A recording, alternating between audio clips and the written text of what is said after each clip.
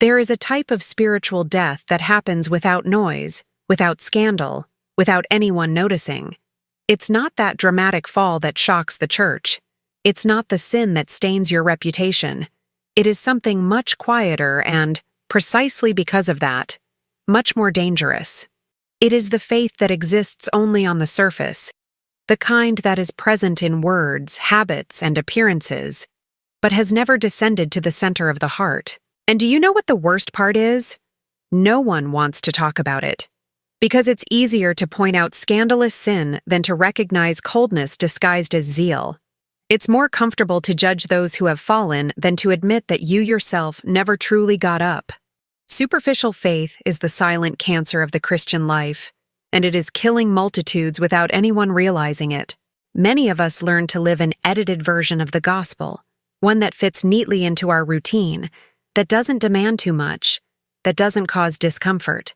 Maybe you know all the right verses, attend worship services, raise your hands in praise, even serve in a ministry.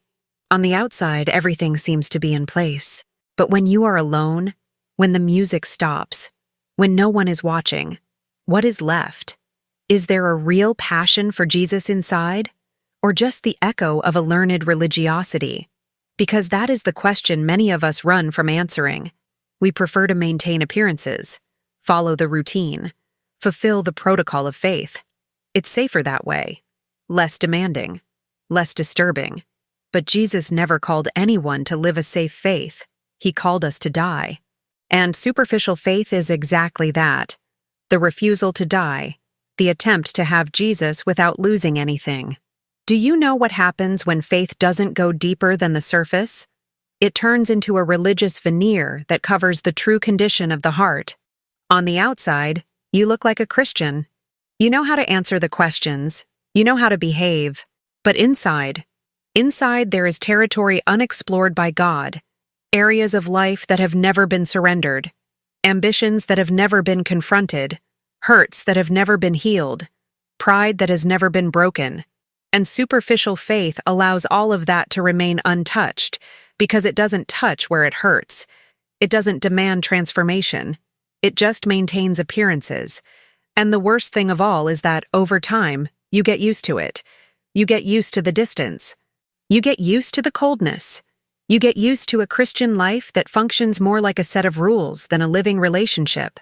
Jesus spoke about this when he confronted the Pharisees. They were the religious experts, the ones who knew the entire law, who prayed on street corners, who tithed even their mint.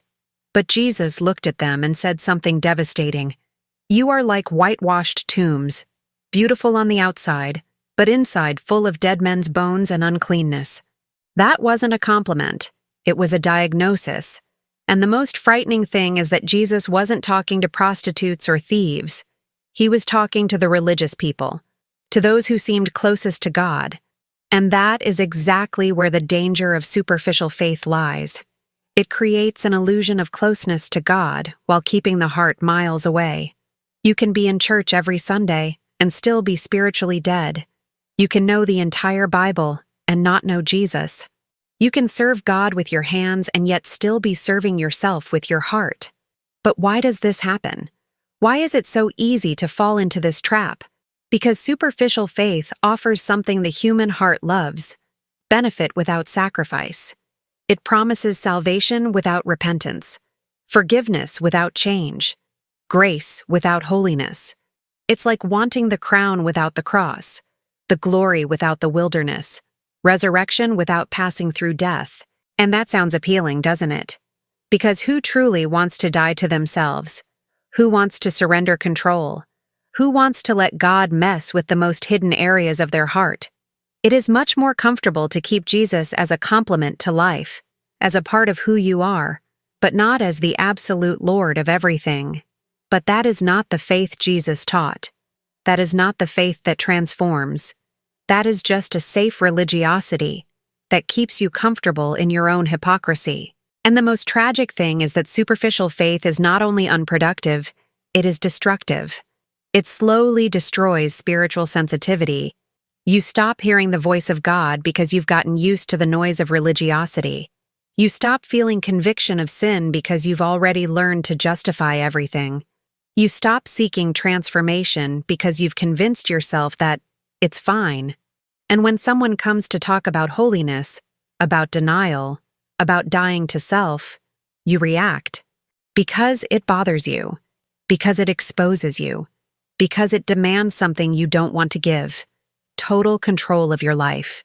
And it is at this point that many get lost. They don't fall into a scandalous sin. They don't dramatically abandon the church.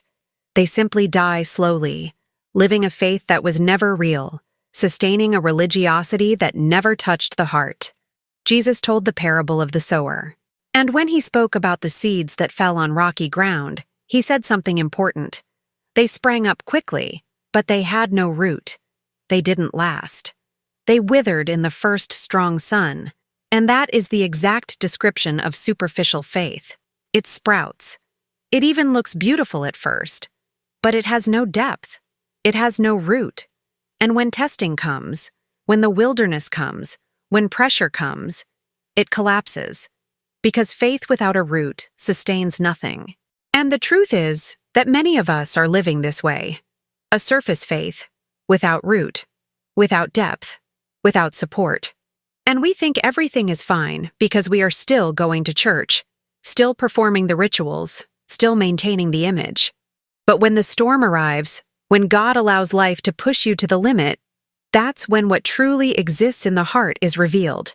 And often, what is revealed is that there was never genuine faith, just a well-trained religiosity. But here is the part that can change everything. God is not satisfied with superficiality. He doesn't just want your presence at worship services. He wants your heart. He doesn't just want your rehearsed prayers. He wants real intimacy. He doesn't just want your service, he wants you. And that is both terrifying and liberating. Terrifying because it demands everything. Liberating because it offers something nothing else can give. Real transformation from the inside out. Because when you finally let God into the areas you are hiding, when you allow Him to touch where it hurts, when you stop pretending and start being honest, something changes.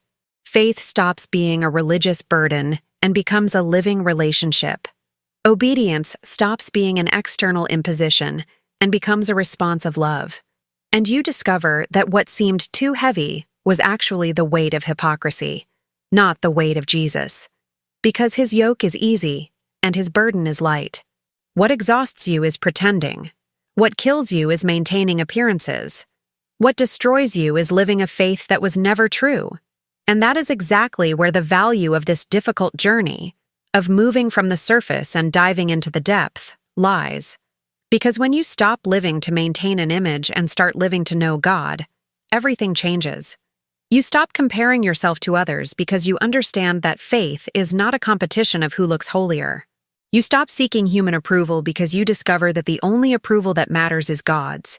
You stop carrying the weight of falsehood because you finally learn to live by grace, not performance. And that is liberating. Because you discover that God never asked for perfection. He asked for sincerity. He never asked you to hide your faults. He asked you to bring them into the light so He could heal them. He never asked you to pretend to be strong. He asked you to acknowledge your weakness so that His power might be perfected in you. But this requires a decision. Not a momentary emotional decision, but a daily decision to stop living on the surface and start seeking depth. And this decision is difficult, because it demands that you confront what is wrong within yourself. It demands that you give up comfortable religiosity and embrace true discipleship. It demands that you stop pretending and start being real, even if that means exposing the mess that exists inside. And the question remains, are you willing to do this? Are you willing to let God go deeper than the surface and work in the areas you have hidden even from yourself? Or will you continue to prefer a faith that looks beautiful on the outside but is empty inside? Because this is the crossroad where many stand, between the comfort of superficiality and the challenge of authenticity. And the choice you make today will define the type of Christian you will be tomorrow. True faith is not the kind that impresses others. It is the kind that transforms you. It is not the one that shouts the loudest. It is the one that dies the deepest. It is not the one that knows the most verses. It is the one that lives most like Jesus. And this does not happen by maintaining appearances. This happens when you finally stop running and allow God to enter where He has never entered before, into your ambitions, into your hurts, into your fears, into your pride. And when He enters, He doesn't come to destroy. He comes to rebuild. He doesn't come to take away your joy. He comes to give a joy that doesn't depend on circumstances. He doesn't come to make your life harder. He comes to make your heart freer. So, I want to invite you to do one thing today. Pause for a moment and be honest. Honest with God. Honest with yourself. Is your faith real, or is it just a well-constructed shell? Do you know Jesus, or do you just know about Him? Are you living a relationship, or just following a religion? And if the answer bothers you, if you discover you have been living on the surface, don't lose heart. Because that is precisely the doorway to something real. God is not looking for perfect people. He is looking for real people. And if today you recognize that you have been living a superficial faith, this can be the day everything starts to change. This can be the day you stop pretending and start truly living. If this video touched something inside of you, leave a word, a reflection, something God spoke to your heart while you were watching, down below in the comments. Because this channel is not a place for ready-made, superficial answers. It is a place for true faith, for truths that cause discomfort, for paths that require a decision. If you want to continue growing in this journey of depth with God, subscribe to the channel, hit the notification bell, and share this video with someone else who needs to hear this. Because the faith that transforms is not the kind you keep only for yourself. It is the kind that overflows. May God continue to guide you on this journey, not of superficiality, but of truth. And may you discover that the greatest danger was never the visible sin, but the invisible faith that was never real.